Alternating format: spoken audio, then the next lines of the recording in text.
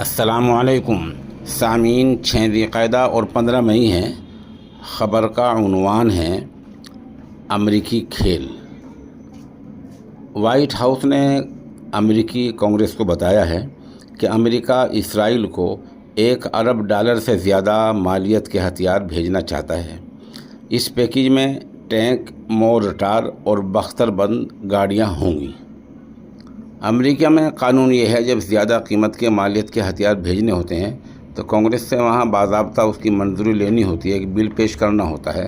وہی کام امریکی صدر کے وفد نے کیا ہے، اور اگر زیادہ کچھ نہ بدلا تو اتنے مالیت جیسے ہم نے بتلایا $1 ارب کے ہتھیار اسرائیل پہنچ جائیں گے۔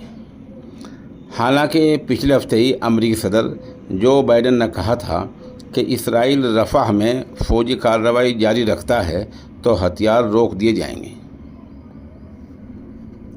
کل امریکہ نے ایک اور بیان جاری کیا جس میں کہا گیا کہ ہم نے ابھی تک رفح میں کوئی بڑا آپریشن نہیں دیکھا ہے۔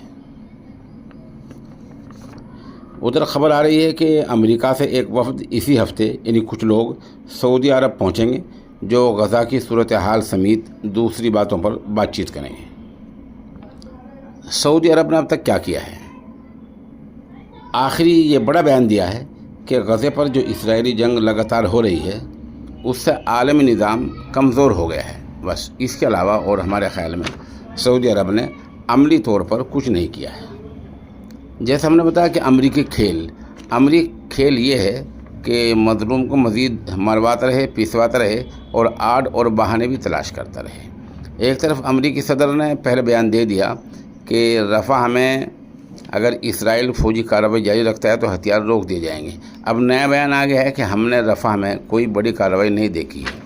مطلب یہ کہ خبر رساں ایجنسیوں کے مطابق رفح میں اسرائیل کی جو فوجیں ہیں وہ آس پاس میں رفح کو گھیر لیا گیا ہے، کئی ٹینک وہاں پہنچ چکے ہیں، اور رفح علاقے کو پوری طرح گھیر لیا گیا ہے، اور کافی لوگ کل اور پرسوں وہاں شہید ہوئے ہیں، وہ اسرائیل کی بمباری میں شہید ہوئے ہیں۔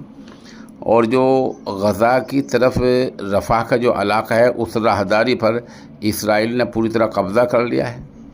4 لاکھ لوگ جو جھونپڑی میں رہ رہے تھے وہ رفح سے خوف کی وجہ سے چلے گئے ہیں۔ خوف کیا، اگر اسرائیل نے یہ اعلان کیا تھا کہ تم یہاں سے نکل جاؤ، ہم بمباری کریں گے، ہم کارروائی کریں گے، اس ڈر سے لگ بھگ 4 لاکھ لوگ وہاں سے نکل گئے ہیں۔ ایسی بہت ساری تصاویر سامنے آئی ہیں۔ اتنا بڑا کام ہونے کے بعد اور اتنا ظلم ہونے کے بعد امریکہ کا گزشتہ روز یہ بیان آیا ہے کہ ہم نے رفح میں کوئی بڑی کارروائی نہیں دیکھی ہے۔ اس سے آپ سمجھ سکتے ہیں کہ کس طرح کھیل ہو رہا ہے اور کس طرح دنیا کے جو طاقتور ترین ملک ہیں وہ نہتے لوگوں کو مزید مارتے جا رہے ہیں۔